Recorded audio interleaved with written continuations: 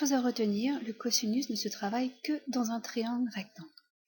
Donc ici, ABC est un triangle rectangle en A et BC est le côté le plus long qu'on appelle l'hypoténuse. L'angle vert, l'angle B, est constitué de deux côtés, l'hypoténuse et le côté adjacent à l'angle ABC, c'est-à-dire ici AB. De la même façon, pour l'angle C, il est constitué de deux côtés, l'hypoténuse et le côté AC qui est son côté adjacent. Il est temps maintenant de définir ce qu'est le cosinus d'un angle aigu dans un triangle rectangle. C'est une fraction, avec au numérateur la longueur du côté adjacent à l'angle et au dénominateur la longueur de l'hypoténuse. Étant donné qu'il y a deux angles aigus, il y a donc deux cosinus possibles. Premier cosinus, celui de l'angle ABC. On écrit cos comme cosinus, on précise l'angle sur lequel on travaille, ici ABC, on n'oublie pas le chapeau, et on met l'égalité avec la fraction. Donc longueur du côté adjacent sur longueur de l'hypoténuse. Ici, AB sur BC. Intéressons-nous maintenant au deuxième angle aigu, l'angle C.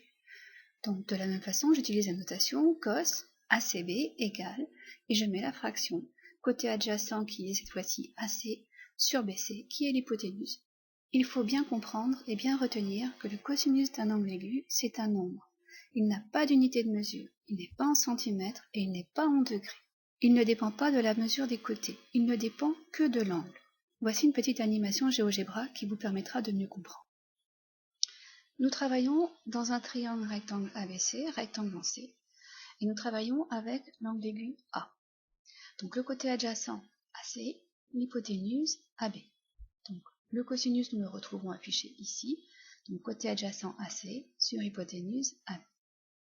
Alors, je vais faire bouger le point C pour agrandir mon triangle rectangle. Regardez bien, vous voyez que les longueurs AC et AB se modifient et l'on constate que le cosinus reste identique.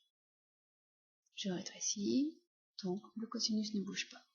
Prenons une autre mesure d'angle, donc par exemple 42 degrés. Vous voyez qu'à ce moment-là, j'ai un cosinus qui est égal à 0,74. De la même façon, vous voyez que si je bouge mon point C, si j'agrandis ou je diminue les longueurs AC et AB, le cosinus reste identique. Une dernière fois, 64 degrés par exemple, donc je bouge, le cosinus ne change pas. Alors, pour les exercices, un instrument indispensable, la calculatrice. Prenez votre calculatrice, trouvez la touche cosinus et vérifiez que le cosinus de 28 degrés est environ égal à 0,88 et que par exemple le cosinus de 72 degrés est environ égal à 0,3.